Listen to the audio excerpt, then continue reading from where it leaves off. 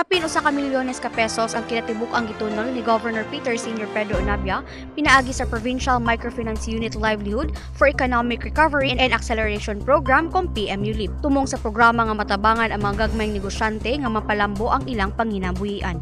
Ang mga benepisyaryo gilangkuban sa 55 sa Opol, 32 sa El Salvador, 33 sa Lagindingan ug 27 sa Alubihin. Ang matag usa kanila nakadawat og tag 10,000 pesos.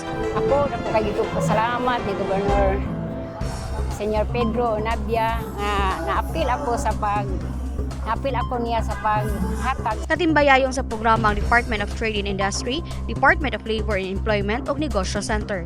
Kabahin kini sa tinguhang makubsan ang kapobrehon sa lalawigan kung SDPI program ug nakalatid sa paglaom development agenda ni Governor Onabia sa letrang L kung livelihood and employment through industry development. Tumong sa programa nga matabangan ang mga gagmay negosyante sa tinguhang mapalambo ang ekonomikanhong kalihukan sa lalawigan. Update gikan sa PSWDO, ako sa Alan Milahinaw, Paglaom News.